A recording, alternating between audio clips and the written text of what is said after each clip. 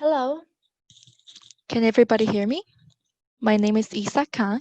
I'm the facilitator of 2020 Asia Pacific Youth Exchange Online. Today is the APYE Youth Symposium, and you're in Group B.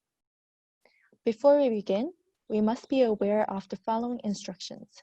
As shown on the screen, you must change your name according to this format. If you're a presenter, please write presenter in front of your name. If you're a judge, please write judge in front of your name. Make sure all of you have earphones with microphone. The next presenter should get ready before their turn. Prepare your PPT. Each team has 4 minutes to present. After presentation, judges also have 4 minutes of Q&A session. We only have 90 minutes. Please keep the time. If you go over 4 minutes, we have to mute you. This also applies to Q&A session. Turn off your mic and camera unless you're presenting. If you have technical issues and cannot continue your presentation, the next team will take turn and you'll present afterwards. Only 2 teams get the chance to participate in the final pitching. The winners will be announced in the main room. We will start the final pitching at 5 p.m. Korean time. Now, I'll introduce the judges. First, Ms. Joanna Aroba. She is a Youth Engagement Officer at UNDP Philippines. Next, Mr. Ho Young Lee. He is a senior researcher at Impact Science Research Center. Thank both of you very much for coming here. Now, this is the judging criteria. As we've sent via email, this criteria has 5 fields. You can look up the details through the email. This is the presentation order. Take your turn and stand by with your PPT, earphones, mic, and camera. Once again, we cannot waste time. For the judges, when you give feedback, please do not forget to turn on your mic and screen. After presentation, we will go to the main room. We will give you the link. Check the chat after the last presentation. I think we're ready for the first presentation. The first presenter, please share your PPT and turn on your mic and video. Please welcome Team 2.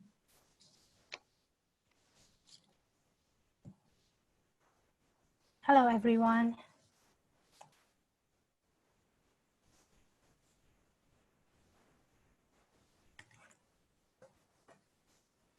Hello, everyone. I'm Lan Chengyi from the South China Youth.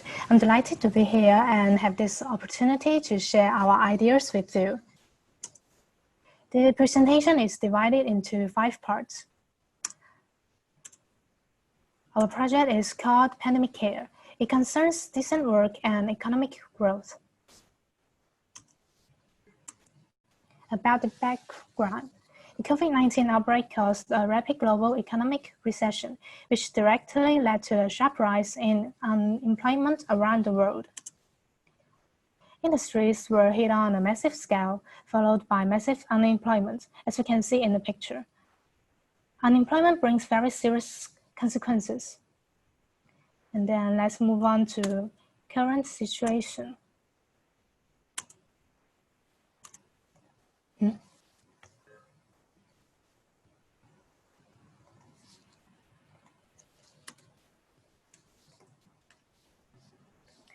Countries has launched many policies to revive the economy, but we want to focus more on livelihood issues. People find it hard to get back on a job, and even if they don't get fired, they also suffer unpaid leave and wage arrears. At the same time, when employees get sick, even after recovery, they still face unemployment or discrimination in the workplace and in life. As mentioned in the news, there is a jumble of information on the internet. They can't find accurate help. A series of problems are waiting for them. Our goals.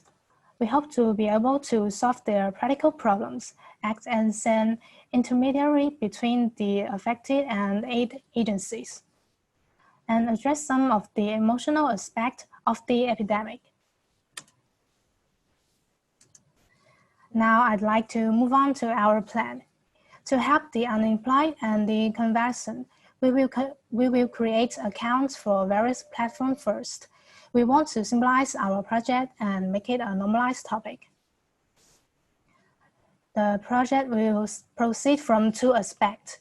The first aspect, the online part, we will upload something useful on the platform like aid agency information and knowledge of the epidemic and professional skills. There will also be a communicate areas for affected. The second aspect, the offline part. When the platform wants to be more influential, it needs some offline activities to cultivate a sense of belonging, like experience sharing meeting and collaborate with jobs, fairs, and training sections. Collaborate with brands, and here are two examples. Support from celebrity who is recovered from COVID-19. And let's jump to our future.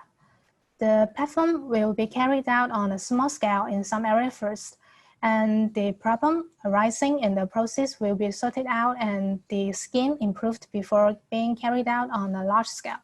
The project foundation is raised through donations for staff salaries, administrative expenses, and to support offline activities.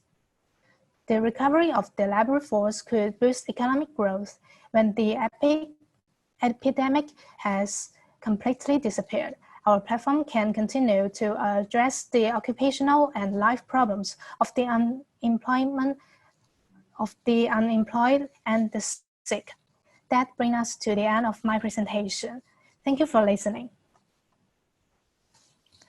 Thank you so much for the presentation. Now we'll have a Q&A session. Judges and all the participants of Team 2, please turn on your mic and screen. Sorry, another girl will do the Q&A part. Ming Ming. Yes, I'm here.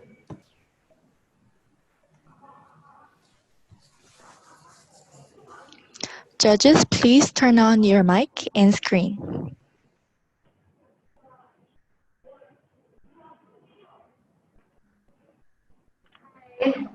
Good Hello. afternoon. Good afternoon from the Philippines.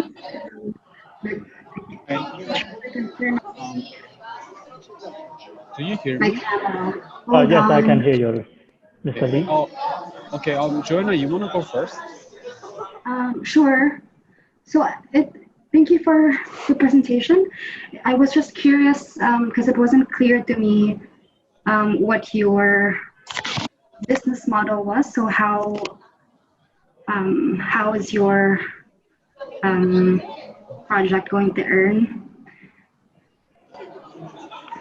Okay, thank you. Is that a question? If that is a question. So how do our projects solve our financial problem? For first, we are kind of information platform. So we are kind of low cost project because we are only an information platform. So second thing is that we can get money from our sponsor if we have. Of course, we will choose our sponsor wisely. If some maybe governmental organization or some medical organization ask for us for sponsors, we will accept their sponsor.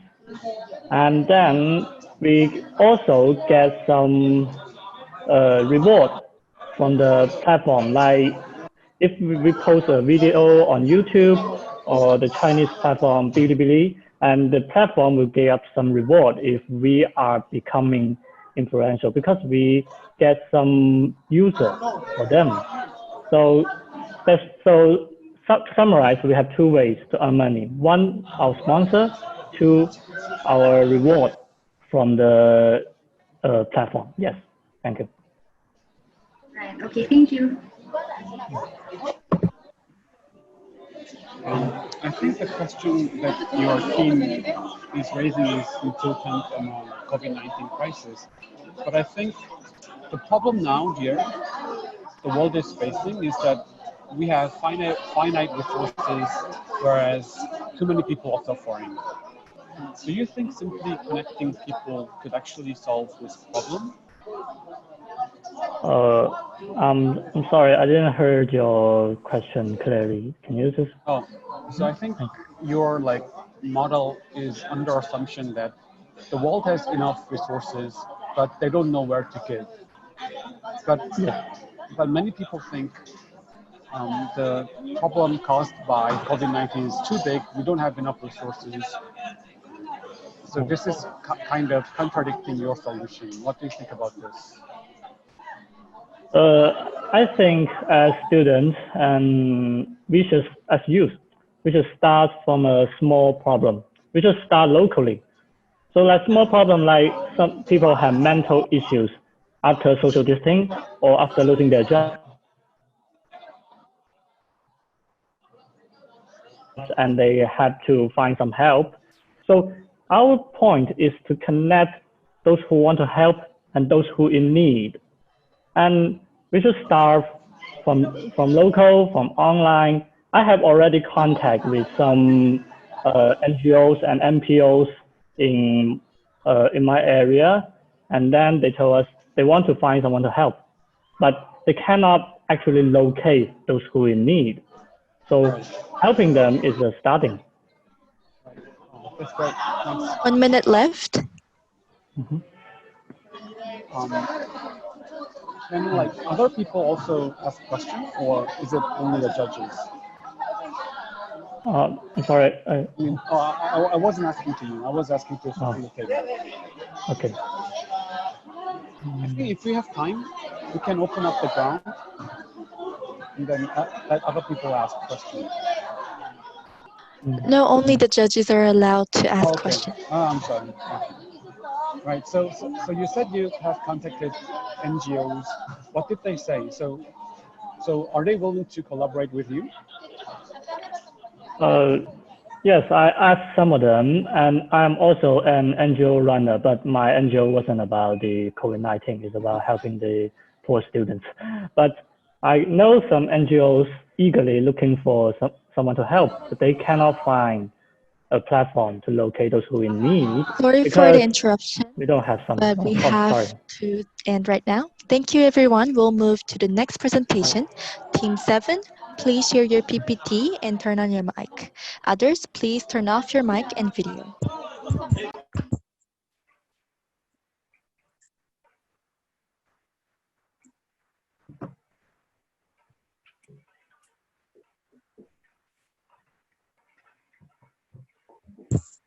Eden and Syra are young community workers residing in Barangay 28, Caloocan City, Philippines. The community they live in is one of the biggest communities in Metro Manila in population and land area.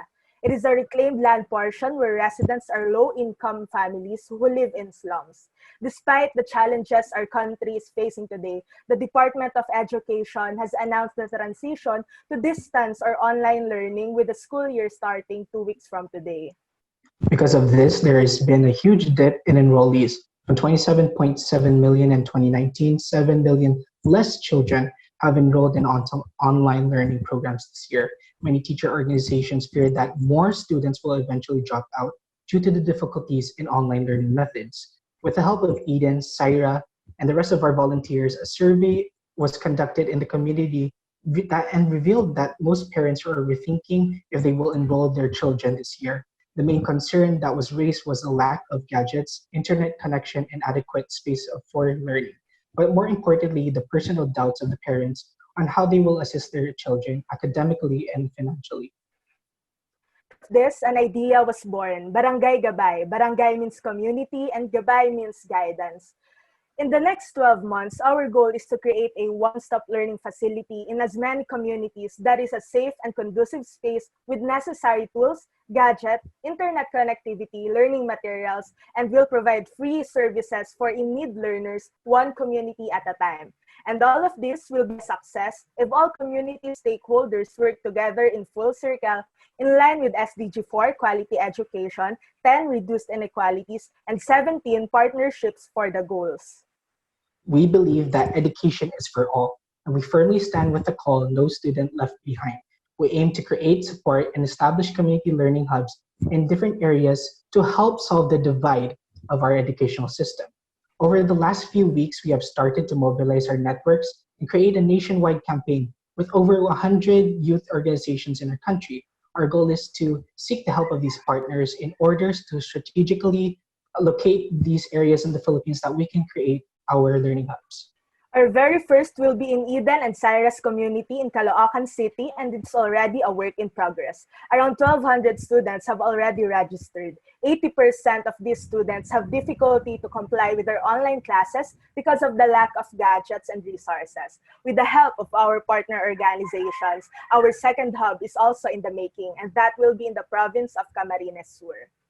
So how does the hub work? It will be open from 8 a.m. to 5 p.m. from Mondays to Saturdays, with clustering of learners by grade level and shifting schedules to enable us to manage as many learners as possible. We have the local government unit providing us the physical space for our hub. 1 Parents minute and left. community workers are helping out with the renovations. Our volunteer tutors are helping our registered students with the usage of computers and learning materials. During this entire process, we will also continue to follow strict physical distancing procedures and other health precautions. As you can see, this is how much the Learning Hub will cost a year. We are eager to make this work, have collaborations with partners, and have all stakeholders take part in ability of the ownership. And this is the diverse team behind Barangay Gabay. This global pandemic is too much as it is. It's already 5 months of COVID-19 in the Philippines. We do not want this pandemic to further affect the education of less privileged children. We believe that we have the chance to provide communities with options that the children may continue their studies and hopefully create not only just a new normal, but a better normal as they start the school year.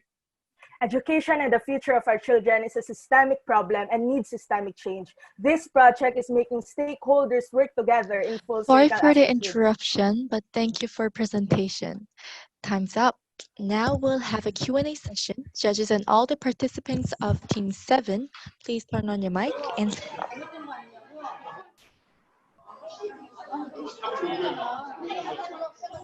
Wanna go ahead this time?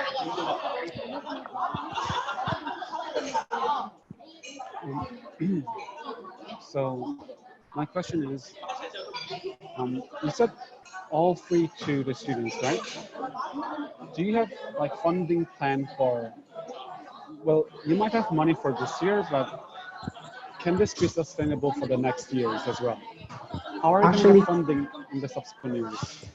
Actually, part of our progression plan is actually handing this over to the local government unit, in which after a year they can enact this into their community program, which will be budgeted by the local government unit. And at the same time, we will streamline the process for new tutors so that the local government and our organization and our volunteers can continue this work for years to go on. So this will be part of the community's government's annual budget.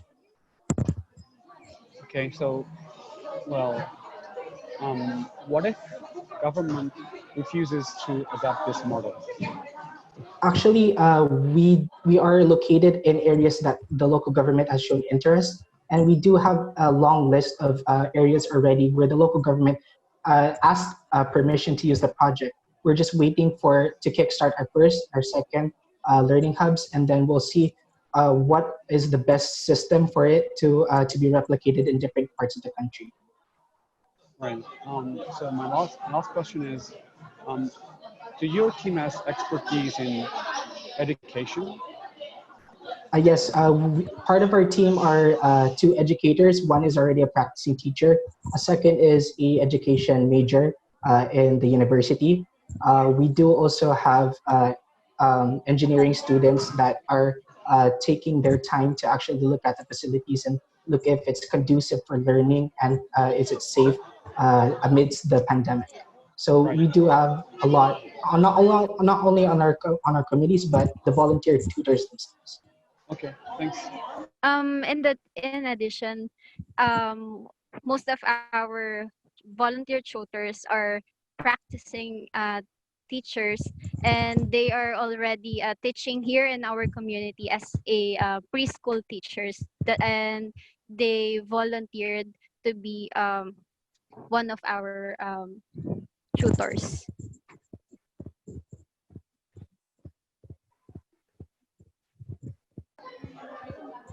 Right. I'm done. So Joanna, you can go ahead. Okay, Thank you. So my question is out of curiosity also.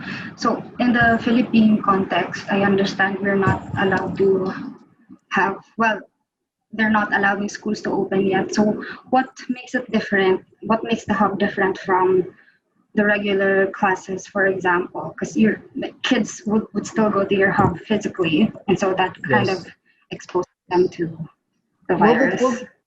the difference is that our focus on SCGs, on reducing inequalities, is that a private school student has the capability to access the internet, and the modules given by the schools themselves, we won't differ from the modules given by the schools. The difference is actually that we help bridge the gap of the teacher being absent in the children's learning time, rather than risking 1 minute them left.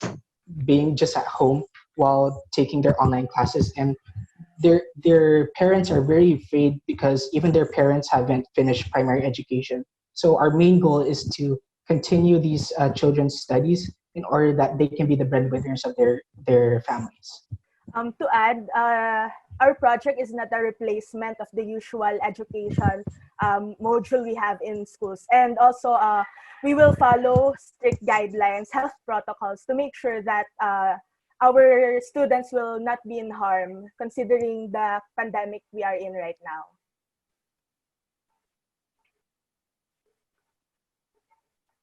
Muted, ma'am. Thank you Sorry. so much, Yeah, everyone. never mind. Do you have another question? Thank you. No, it's fine. I don't think Thank we you have so time. much all. And Thank we you. will move on to the next presentation. For Team 10, please share your PPT and turn on your mic. And for others, please turn off the mic and video.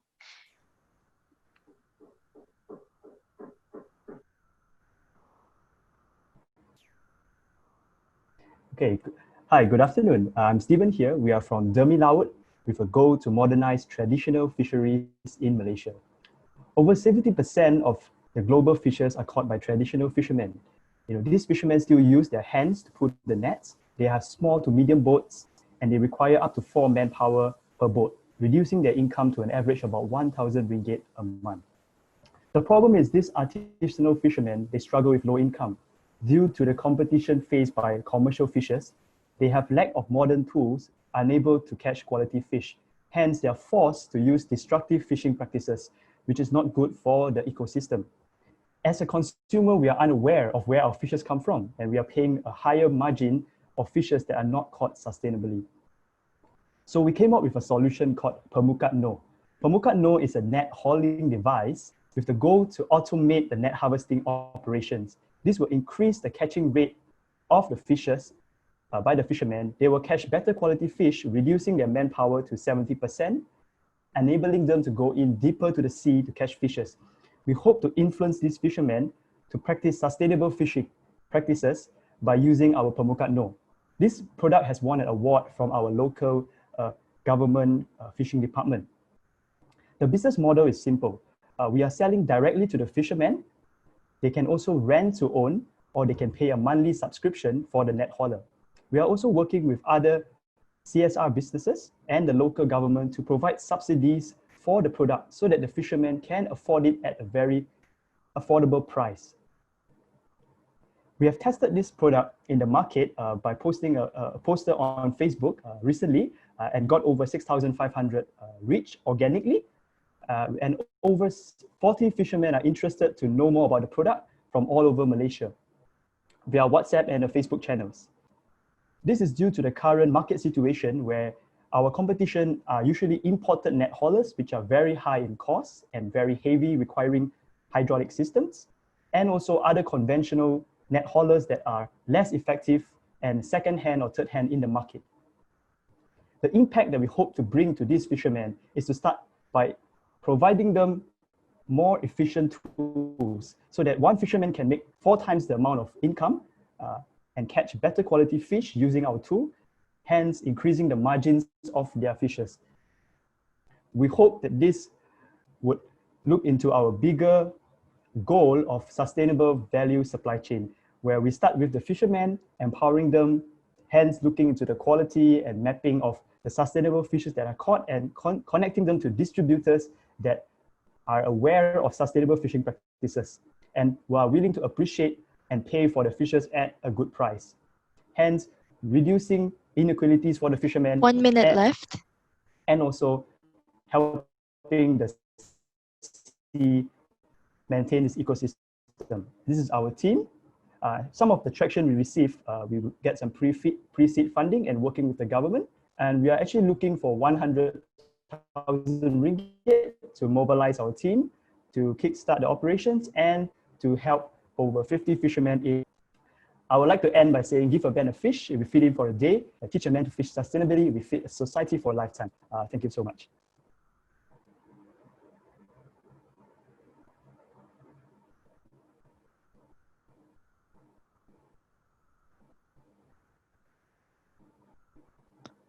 Thank you so much. Are you done with the presentation? Yeah, I'm done. Thank you so much. So we'll move on to the Q&A session.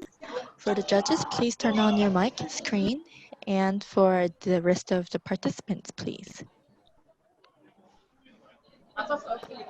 Yeah, I think this is really good. This is really good, but you guys have been working on this for 3 to 4 years, it seems. But you don't have, like, have you ever sold this in the market?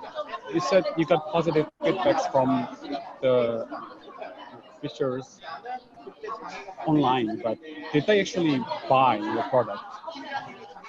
Yeah. Let me answer this then. Yeah. Hi, I'm Hazik. Sorry, my video's on now. Hi, I'm Hazik. Yeah, when we started a few years back ago, we started from a prototype version. We were testing on the market validation. We were experimenting with a number of business models. And yeah, we can say that we didn't do well with our initial business model. But we have successfully deployed about 30 net hauling device to the local fishermen in Sarawak. Unfortunately, we were selling it at a very low cost price just to test and understand what are the feedbacks from the fishermen. The instruments are currently being used to date. And this year, after several validations, after restructuring the team, we are now gaining more momentum and also gaining more supports and validations from competitions locally and also governments and also NGOs. Sadly, the COVID pandemic had really impacted our work. We would have a few collaborations with some of the NGOs in Johor and also in Sarawak, but we're currently working on it again now. We even have an engagement with the Fisheries Authority Development Department Malaysia under the Ministry of Agriculture, and we will also be having a presentation with the Minister of Agriculture soon.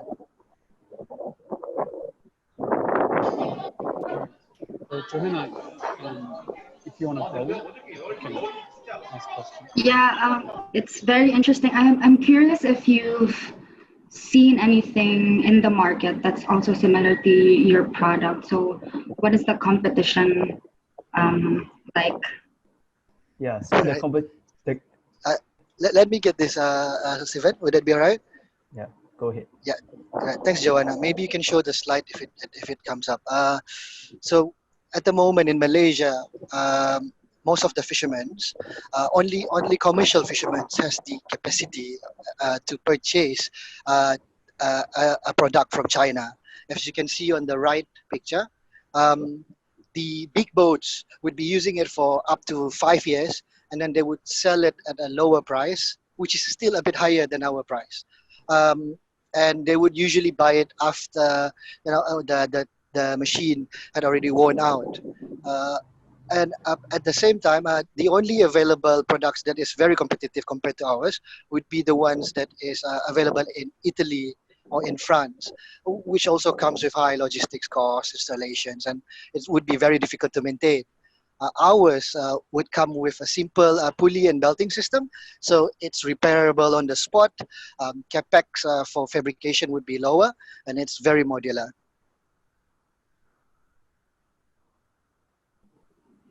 Thank Thank you. How about so One there's minute left. there's nothing like it in Malaysia? Is that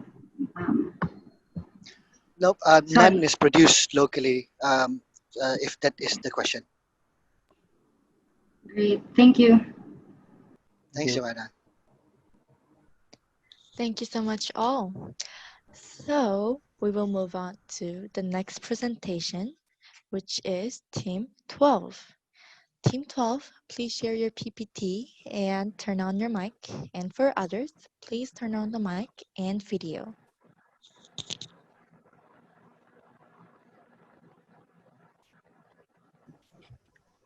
Hi, can I start? So hi everyone, we are from Japan and the team's name is Social Action Company. We would like to change the world with ice cream. We focus on the lost food problem in Japan. Food loss is one of the serious problems in Japan. There are 6,460,000 tons lost food per year, which is edible food.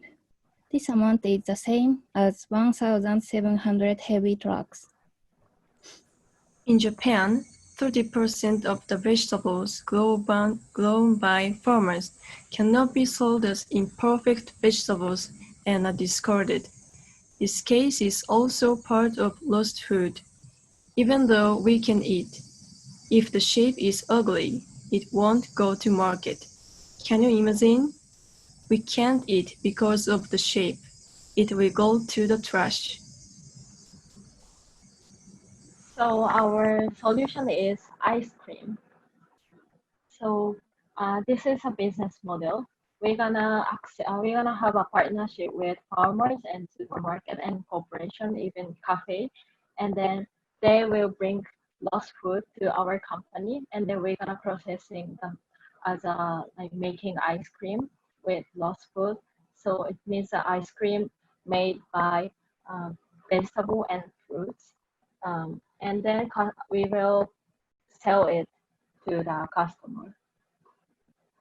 And, okay, so this is our strengths. Why is it ice cream? Actually, ice cream doesn't have a best before date, so it will be more sustainable. Like vegetable and fruits will be more sustainable, and it's made by vegetables, so it will be low carb. So it's good for the children's health, and if someone care about the sugar, it's really good for your health. And then it's halal free and vegetarian free food.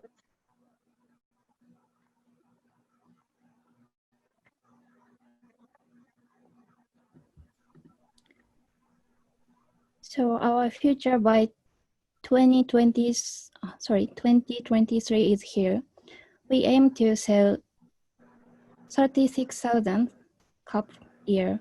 We will sell directly to customers. Then we will have partnerships with restaurants and cafes to expand our products in step 2. After that, we will create branches in Asian countries. So our impact will be destroyed. We will reduce lost food as much as we can. 1 We'd minute like left. 10 tons per year soon. Solving the lost food problem, we think it will connect with other problems.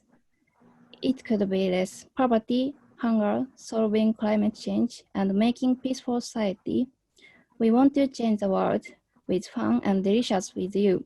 Thank you for listening.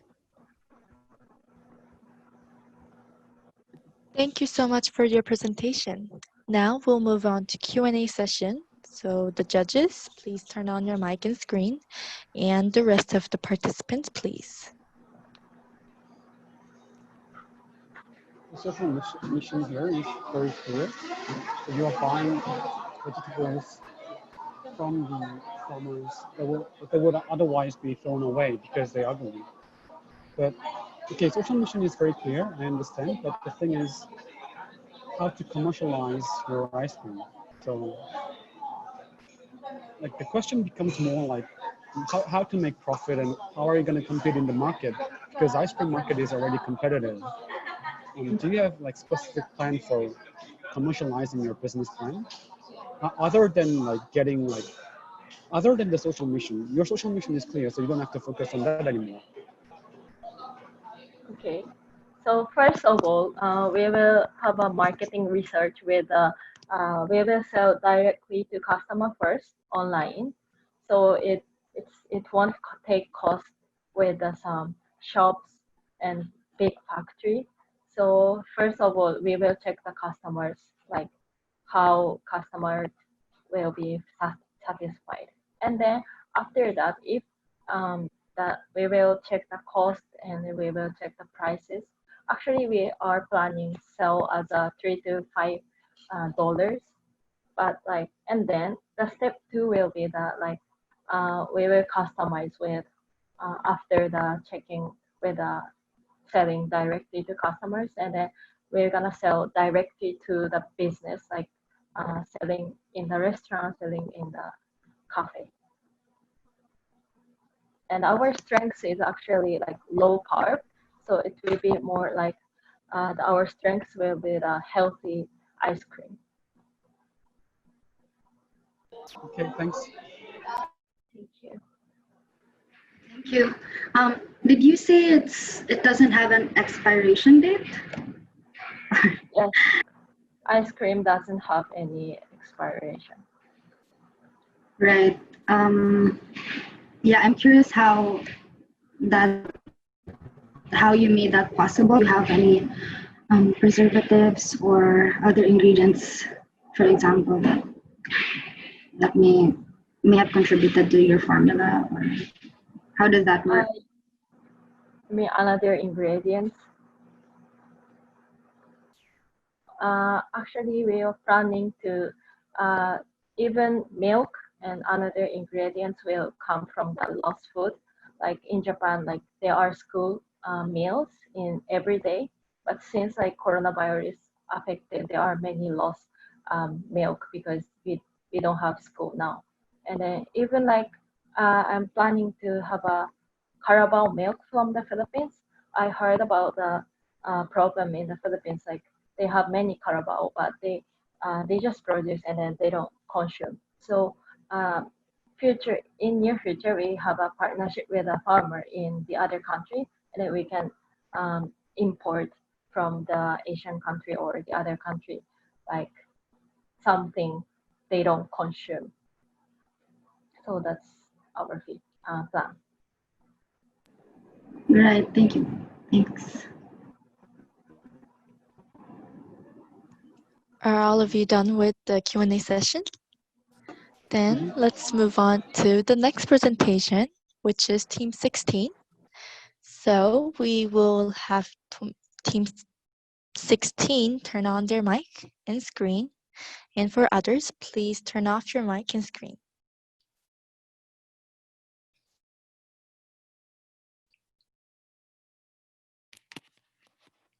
Okay, hi. We're Team 16. I'm honored to be here to share our ideas to you guys. First of all, I believe there's no doubt that many countries in the world have been through a tough time staying at home and have nowhere to go. To give you an idea, according to Wikipedia, there are 3.9 billion people who are under some sort of lockdown by the first week of April. Which is more than half of the world's population. Lifestyles extremely changed during this pandemic, and of course our teammates who lived in Korea, Japan, and America. Countries with severe situations felt these huge changes and suffered the pain of physical isolation. Even worse, some misleading or wrong information causes discrimination and fear. We believe that people underestimate the bondings between people. Giving love, care, and support could be a huge change to others who are also suffering in this time. To sum up, we recognize the need and necessity to bring people together again through the internet and technology. And rather than building a new channel, we would like to incorporate with existing social media platform, Facebook, to launch a series of movements that indicates the person is under quarantine or treatment and would like to chat and share ideas with you.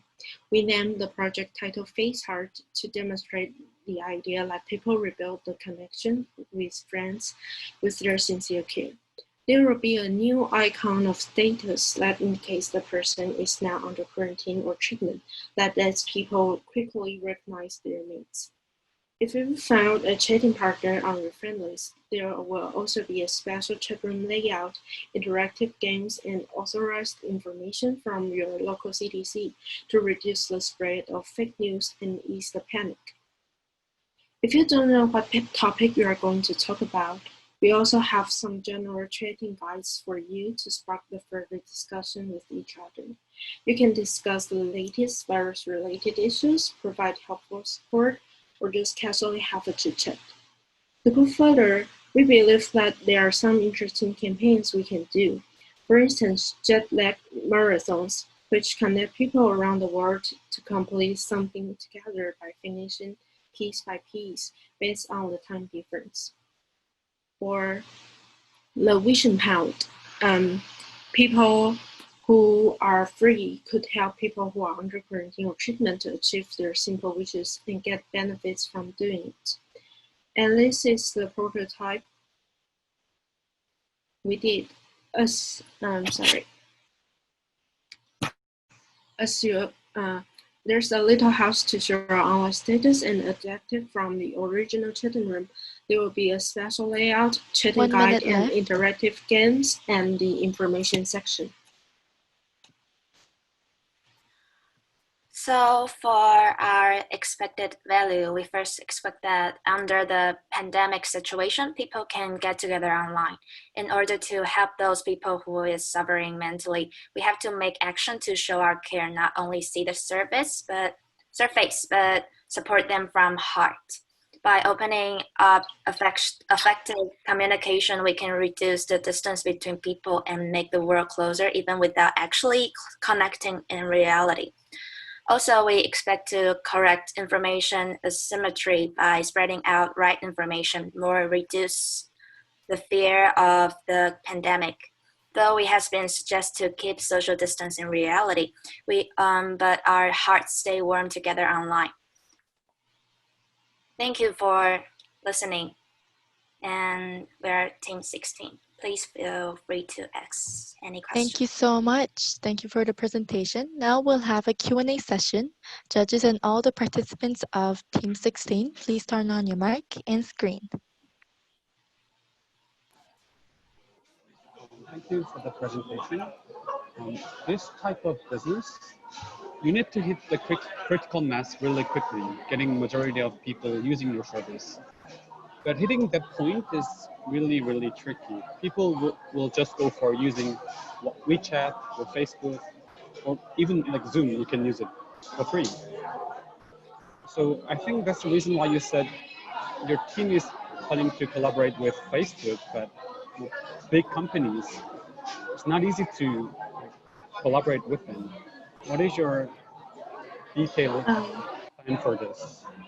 Yes, the reason we choose Facebook as our target is that we all believe their chatting section is more sophisticated among other apps like Instagram or Twitter. And also we would like to, this project would like to spark the sequence movements,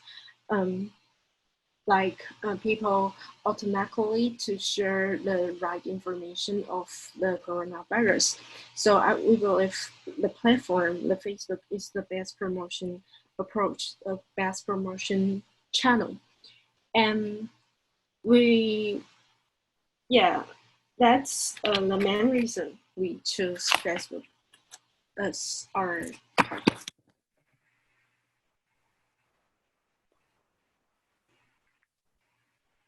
So have you ever tried reaching out to Facebook? Excuse me?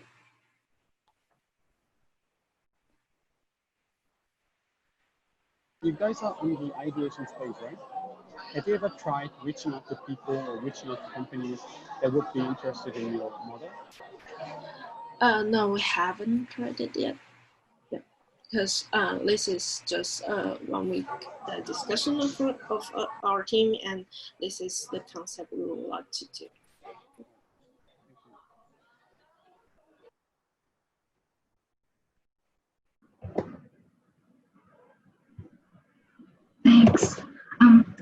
I'm wondering if you've talked about data privacy. So, for example, since you want to push your activity through Facebook or other online channels, what are your data privacy mechanisms or data management mechanisms, if any?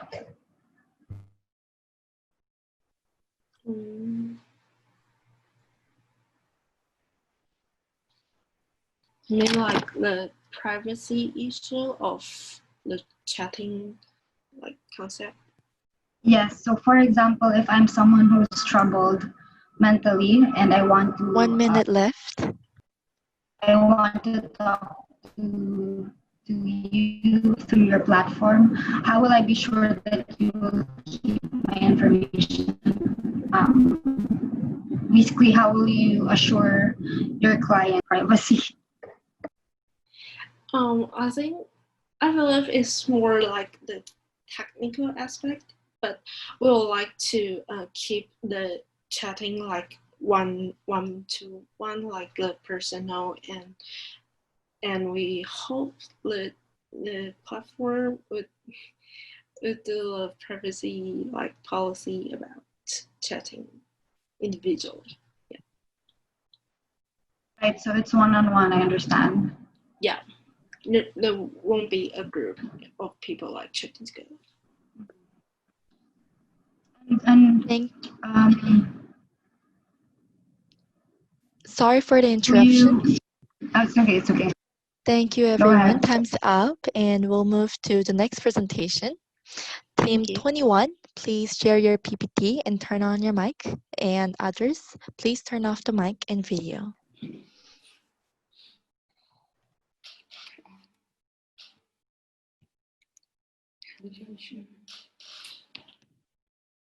Good afternoon. My name is Janila Wanpui and one second, I have a technical problem.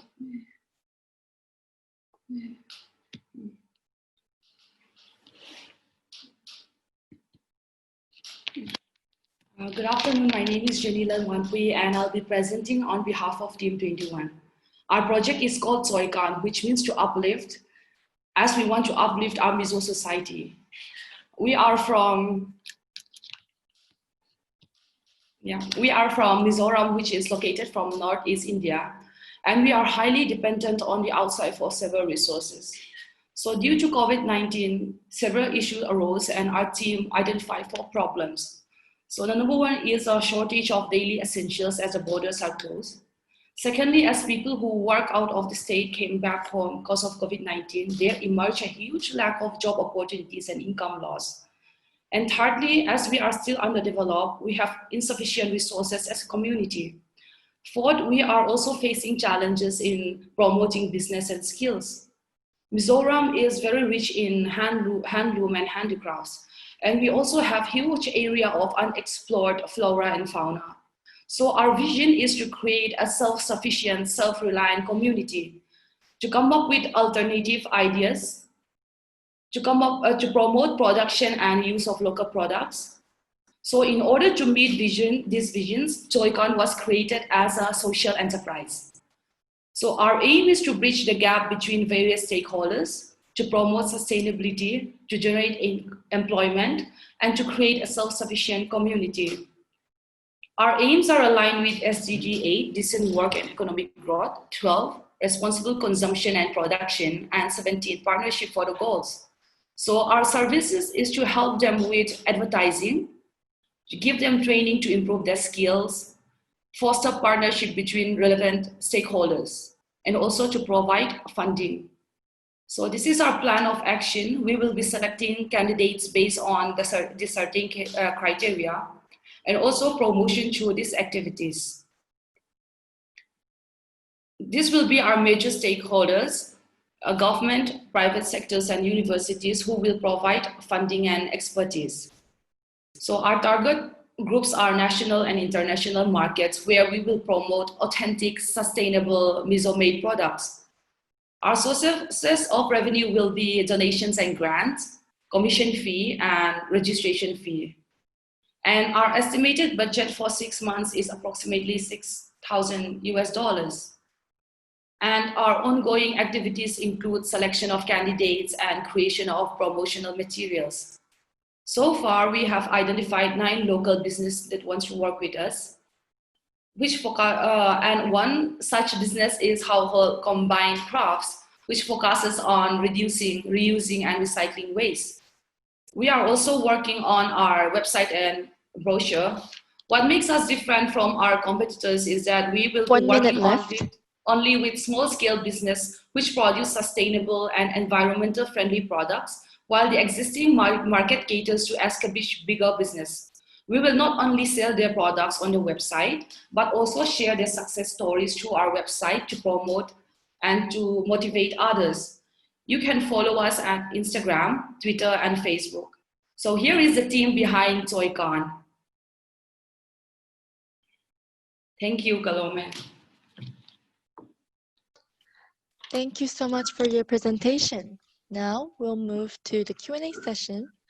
So the judges, please turn on your mic and screen, and other participants of Team 21. Thank you. So I understand it's sort of a marketplace for the different businesses that you will onboard. Can I see the criteria that you have? It was very quick, so I couldn't really.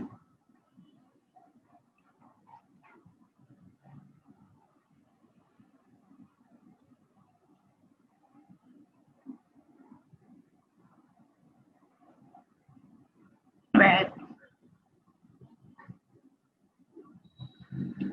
And who checks the criteria? Can you tell me more about how step by step how you select these businesses?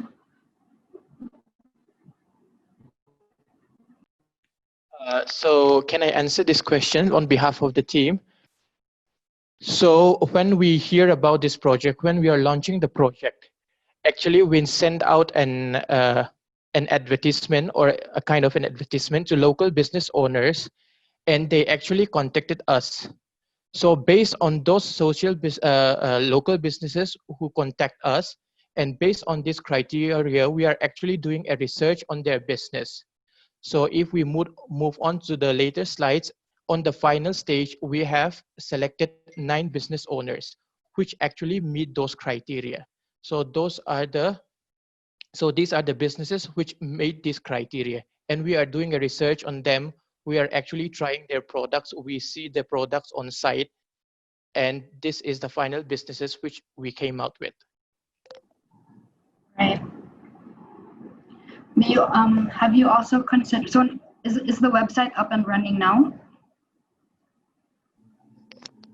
No, it's not up and running. So actually, we are on since it is also an e-commerce site, so we have some business sites which we need to deal with.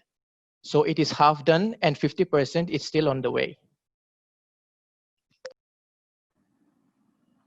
Right. Do you think would be able to complete it during the pandemic, or are you going to resume after? No, this particular website we will be finishing before 28, and we are also in talk with an app creator. So in addition to this website, we also have an app where people can download the app and buy sustainable local products. Okay. Lee, you have questions? So I think this is very ambitious. You are trying to cover trainings for the farmers in manufacturers and advertising. 1 minute left. Microfinancing. I think you're covering too much functions here. It's too much for the early stage startups. Then, do you have demonstrated capacity to do all these? Yes, for our particular project, we have a government agency which deals with SDGs. So when we pitch it to them, they are very interested. So they are planning to provide expertise. They are planning to provide trainers who can provide workshops and trainings. And also they are very willing to provide fundings if we need it as a donation. So since we connected with them and since they are open to that, that's why we are giving a huge prospectus on our project.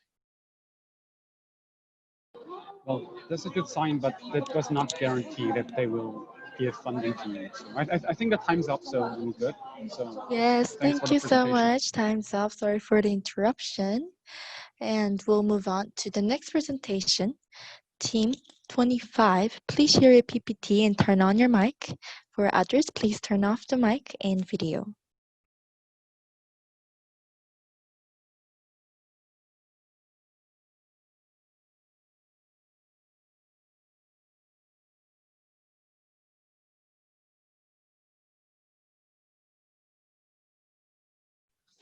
Team 25, please share your PPT and turn on your mic and screen, please.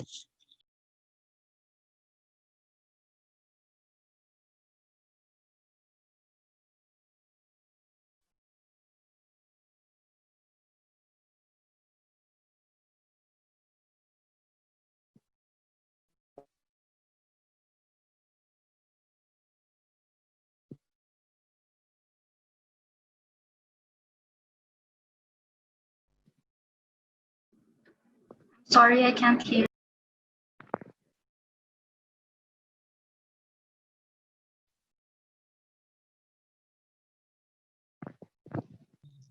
LV, we can't hear you.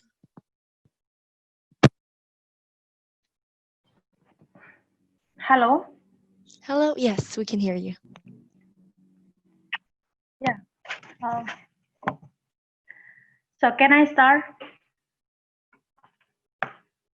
Yes. Good afternoon, ladies and gentlemen. I'm Rosales J. Trindade, and the name of our team is the Elvis Fruit Salad. Our tagline is affordable, fresh, and healthy. One sentence of our initiative is, we want to elevate a dire malnutrition. Our problem is 46% of children under 5 suffer from chronic malnutrition, and it leads to stunting. The solution we are undertaking is through promoting healthy nutrition in the diet of our people, and so we buy our local and organic fruits and fruits for fruit salad. The solution benefits healthy nutrition in our people's diet. The business model is through reliance on our customers dining in and taking out of our fruit and using our venue for meetings, birthday celebration, and other related functions, we are able to make some money. The price of the fruits is between $1 to $3. We are providing affordable, healthy, and fresh fruit salad. Market plan. Through leaflets about the restaurant customers, we get customers. For the first batch of the I am customers. sorry to interrupt, but your slide is not moving to the next. Sorry. Thank you so much. So, market plan. Through leaflets about the restaurant customers, we get customers for the first batch of the customers. We reach out of them through our Facebook page and words of our faithful clients. Every day we have about 50 clients, and we target to have 100 over clients for next year. We also plan to partner with Ministry of Education, which run feeding program for students of grade 1 to 9, so that fruit is included in the program. We also hope some investors will lend us some money with affordable interest. Competitors. Our solution is unique because the fruits and veggies are local, organic, healthy, affordable, fresh produce, fresh prepared, and eco-friendly packaging. In addition, we increase the farmers' fruit production. Impact. The positive impacts we are trying to achieve is we want to know knowledge about the benefit of the fruits and vegetables, organic, healthy, affordable diet, and quantity and quality of the local fruit production. Here, our team core skills. I am the general director. Mostly, I coordinate and overlook the running of the business. Mr. Domingos is our general manager. He takes care of our public relations, and Miss Regina. 1 minute left. She looks after education on nutrition. Miss Jonina is our chef. She does most of our cooking. And current progress is we have many more variety menu, larger venue, and additional employee. In 2019, we won the 3rd place of Youth Collab Innovation Award. For the next few years, we hope to expand our business. Call to action. Our goal is to generate a revenue for sustainability. And in order to achieve this goal, we are renovating the restaurant. We also may need an investor to provide seedlings or fruits and veggies for the local farmers, and we need a big enough freezer for fruit and an ice cream machine. Thank you so much for your attention. Here is our contact details. We may like to check our Facebook page. Thank you so much for your presentation, and we'll move on to Q&A session. So for all the judges, please turn on your mic and screen, and all other participants as well. So you are already running your business, right?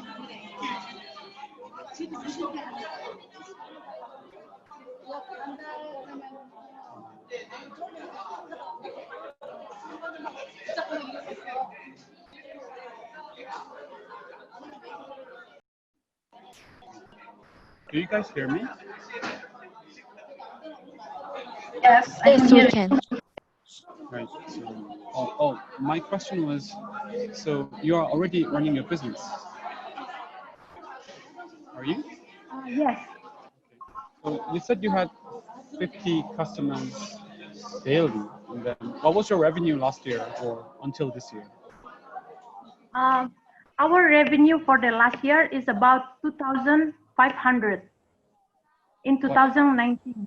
So we start in. Is it US dollars or is it local currency? US dollars. Oh, US dollars. Okay. Right. So I think I missed several slides in the beginning. Can you go to can you do the screen sharing and then show your business model?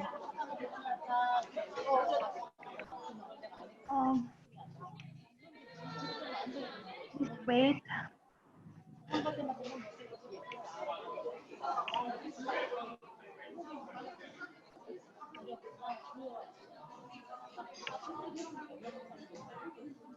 Right, next.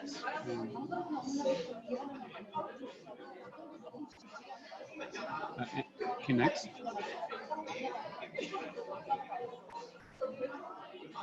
Oh, okay, so I think I understand. So you are, okay. Right, so Joanna, if you have questions, go ahead. I also missed this slide. I wanted to see it again. So thanks for bringing that up. So in your operations last year, what have you discovered so far in terms of the market?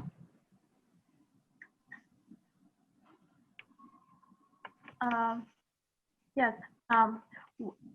In our operation, like we did last year, as my marketing research for this year, I observed that the existence of the fruit salad is making like to motivate other young people and farmers to grow more fruits. So they know that now, like young people also they want to selling the fruits because they think that it is easy. So they like currently our competitors is most of them are our customers before they are coming to our place and have our fruit salad, but after the COVID we are stopped for a while and they continue like selling online. So we think that this is the good way to motivate other young people to create their own business. Thank you. And you mentioned earlier the social mission was preventing stunting of children, right? Yeah. were you able to see progress in the children that you served, or the customers, for example? Or how do you measure this?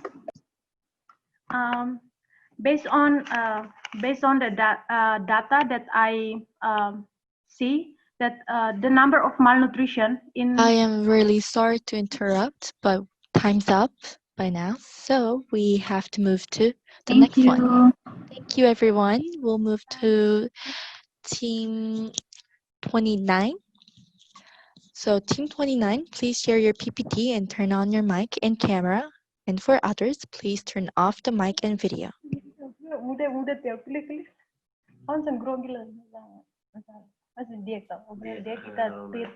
Can you see me? Yes. Let me. Okay.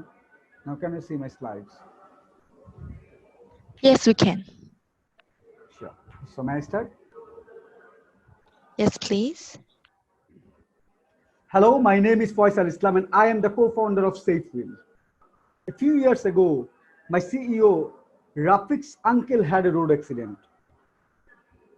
Rafiq's father was taking him to the hospital. He was bleeding severely and Rafiq's father could do nothing to stop that. On his way to the hospital, Rafiq's father had to witness his own brother dying in his lap. 105 million people in 68,000 rural villages are suffering and at times dying because of ambulance unavailability. They use local vehicles, which is life-threatening for patient transportation. To serve this entire population, Bangladesh has only 1,200 ambulances. That's one for 88,000 people. These ambulances take hours to reach, charge beyond their affordability.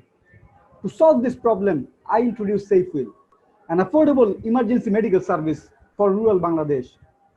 We designed a low-cost few-wheeler ambulance that costs 1/10 of the regular ones, and we give service within 20 minutes. We provide 3 types of services.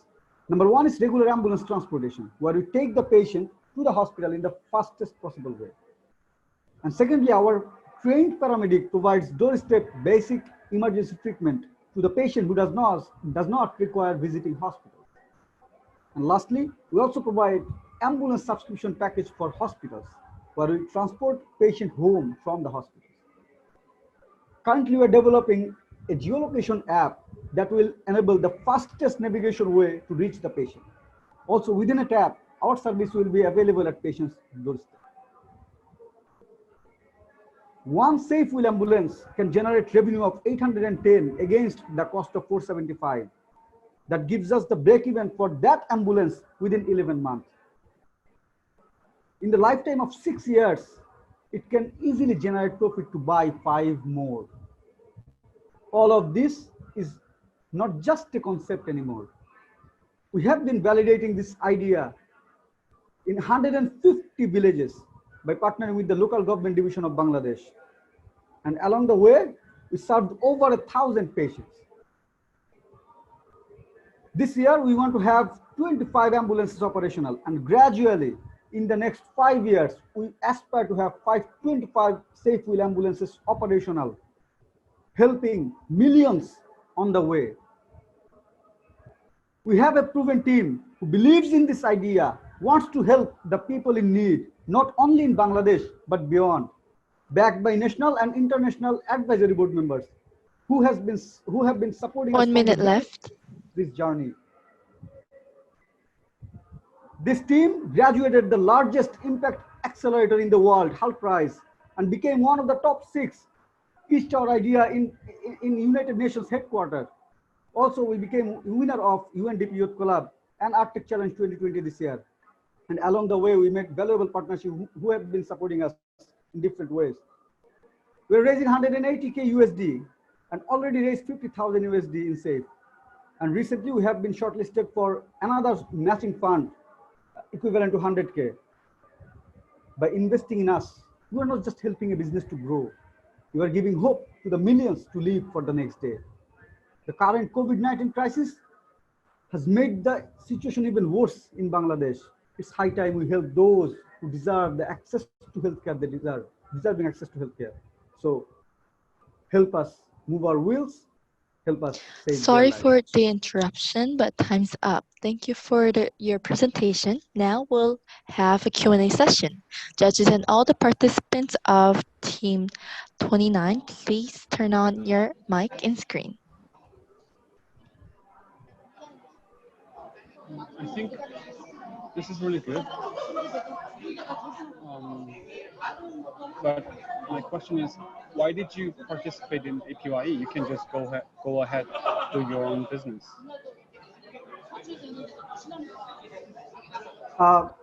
So currently, our business is, we are doing good in terms of operations. But then again, we think this is a great opportunity because even yesterday, when we had the meeting with the mentors, we got valuable suggestions that we think we can apply. And that's how we grow, right? We keep learning and learning and learning. I believe that just like yesterday's meeting with Zahin, we'll get valuable mentors and partners who might help us understand the business more and help us grow more. That's what we do, what we need. Right. Yeah, I'm good. I had the same question because it looks like everything looks, well, you're earning already and you're operating basically. I'm just curious if you considered business to business or a business to business model, or for example, if you've talked to both private sector to say do a franchise of some sort, say like a Grab or Uber, or if you've considered it. Amazing question. To be honest, we so far we have thought about one business to business model, the one that we pitched already. Like we have a hospital subscription package. So among 10,000 rural hospitals, 88% do not have ambulances. So they can actually use our ambulances. So that's what we thought so far right now. And we are trying that. But also, the one that you said about Uber for ambulance, that's the vision, right? So the app that we are developing right now, we believe it has the potential to use as Uber for ambulance. So that's the goal. Let's see how we can modify and use it in that purpose. Thank you for the suggestions. Right. Thank you. Do you still have time? No, we can end right now. Okay. Thank you so much for everyone. And we'll move towards Team 35. Team 35, please share your PPT and turn on your mic. And for others, please turn off your mic and video. And mic is on. All right, hold on. Can we start now?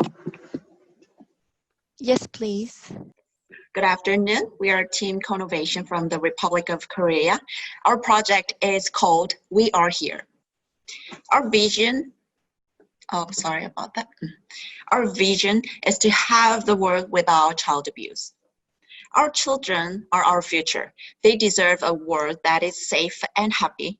However, cases of reported child abuse are increasing steadily every year. In the last 6 months, in the Republic of Korea, the number of reported child abuse cases have dropped dramatically. Why? The reason is the COVID-19 lockdown. Young kids and teenagers are staying at home and are unable to report cases of abuse. Child protection officers are not able to do their jobs. It is hard to imagine how many kids in need of help are unable to seek or get help. Sadly, the domestic child abuse is estimated at over 80% of all reported cases even before COVID era. Our project addresses SDG Our project addresses SDG number 3 and 16. This project is to achieve good health and well-being of our children and peace, justice, and strong institutions for our future. So we are here. We are here will provide a solution for those children and teenagers who are victims of abuse and have no way of asking for help. Today, most kids use a smartphone and most are using a smart device due to the lockdown. We can use their access to devices as channels to report abuse and ask for help. How are we going to utilize smartphone for reporting child abuse? Our first solution is to put up advertisements on YouTube. And YouTube Kids is the most popular social media platform among kids. When they watch their favorite videos, our ads will automatically show up during the play with specific sign saying, "We are here for you.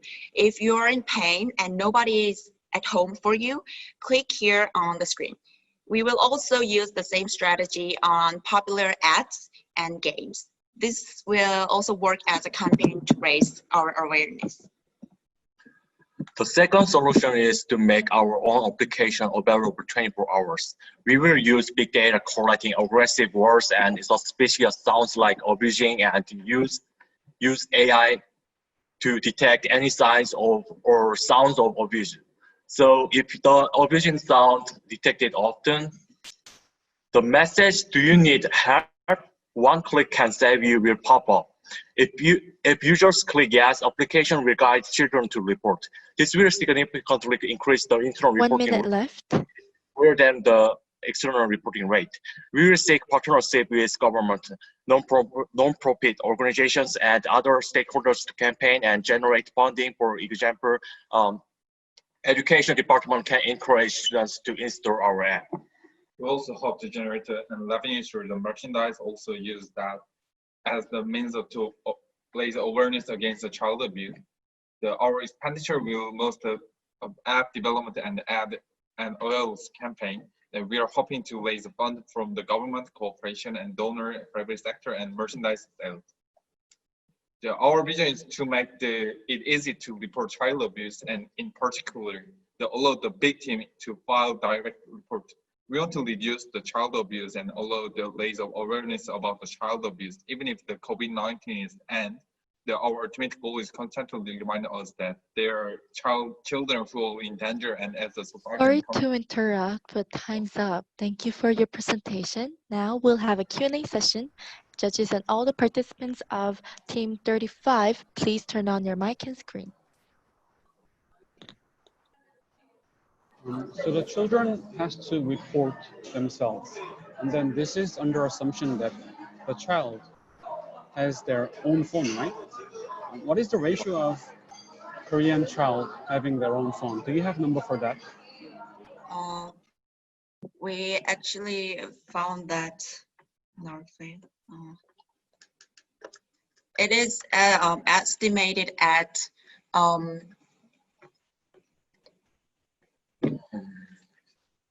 68%. Of whom? What age? One age. What age? It's total up to from 0 to 14.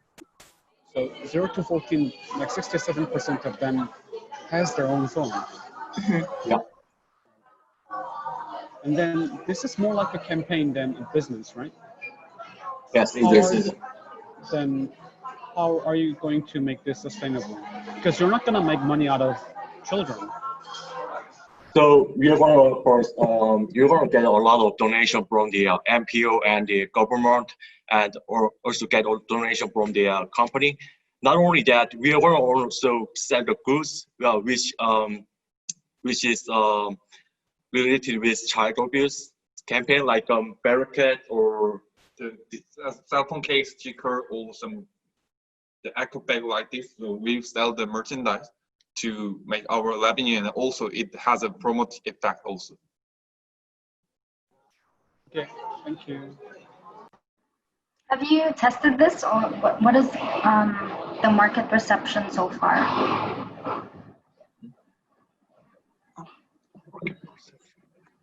We haven't tested this. This is our just prototype for plan for the market.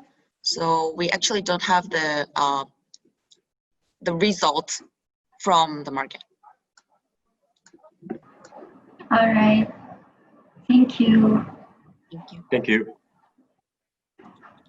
Thank you so much, everyone. And right now we'll move on to Team 39. Team 39, please share your PPT and turn on your mic. And for others, please turn off your mic and video.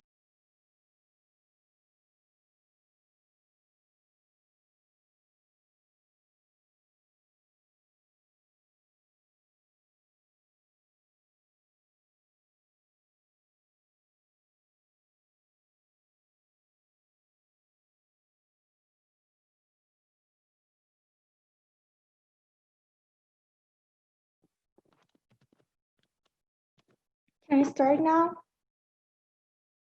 Yes, please. Yep. Here's your travel. Hello, everyone. My name is Kahi, the presenter of Team Frisia. This year must be an exhausted year ever we had because of an unexpected virus.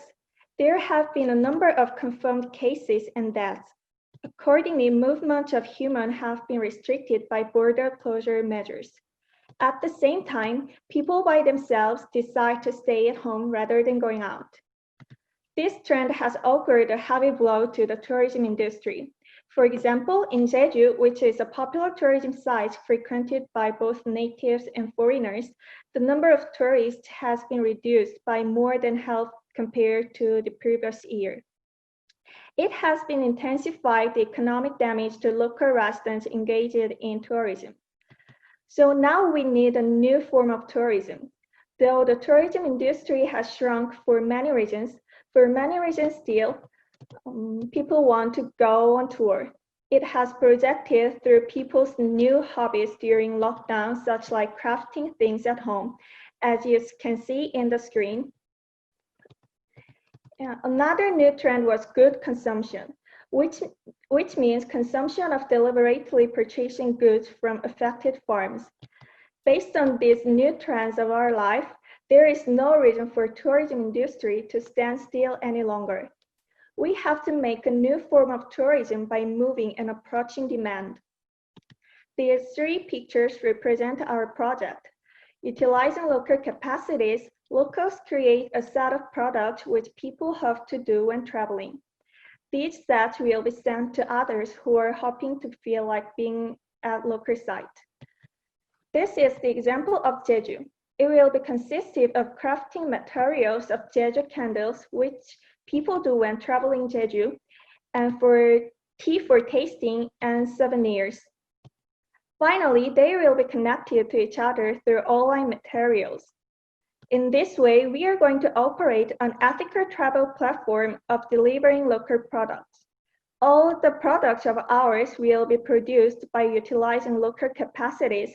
Also, profit will be used for creating another development in the local areas. We are expecting that as part of good consumption, people are having great interest in our contribution to the local communities, and that the daily and aesthetic value of the product will spread through SNS. So through this, what we are to achieve is contributing to the tourism regions where the economic situation has worsened due to COVID-19, and furthermore, ultimately expanding this positive impact to the local communities around the world by gradually broadening them. 1 minute left. Here are the SDGs to which our project is expected to contribute. We hope we can be a help for local tour agents who are in difficulties. Also make a great step to overcome this economic depression. So until now, it was Team Frisia representing a new start of another beautiful day. Thank you for listening to my presentation. Thank you so much. Now we'll have a Q&A session, and judges and all the participants of Team 39, please turn on your mic and screen.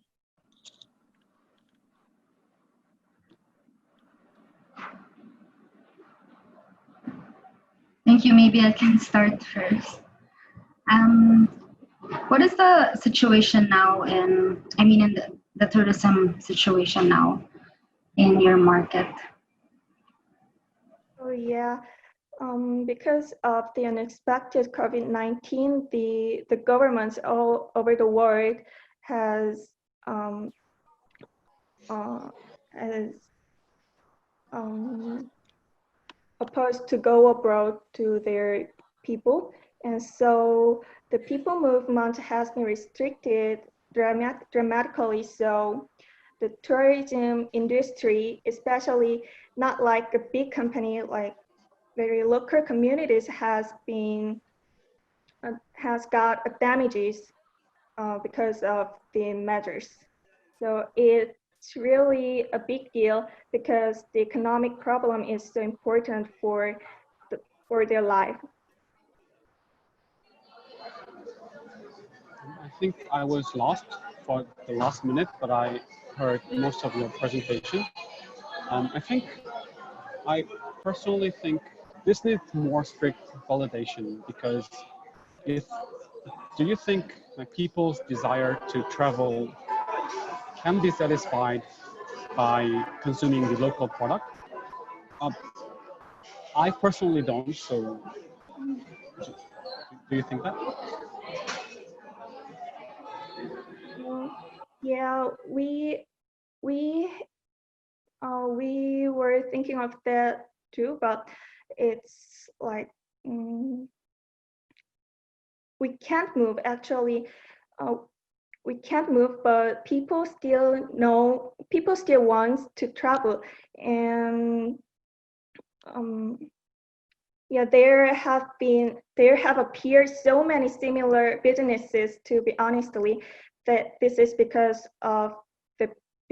the companies have been aware of the people's needs for traveling, and through back the situation we've been through before a few months, that because of the lack of tourism, the people started to do crafting or something making in their home, and they share this through their SNS. So this can make some impacts to be spreaded this business.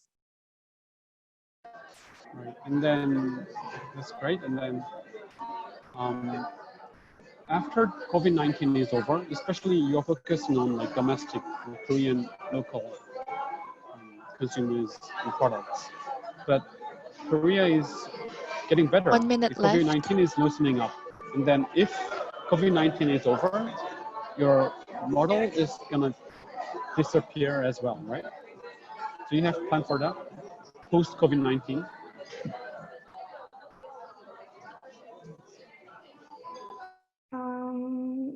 Yes, it is actually for actually for to meet the needs for people's traveling needs, but we think in the post-COVID-19 era, we think the intact technology and digital materials and the supply and the demand for delivering service will be expanded. So this kind of hobbies would be like can get popularity, we guess. Thank you so much. Time's up. So thank you, everyone. Everyone has finished their presentation.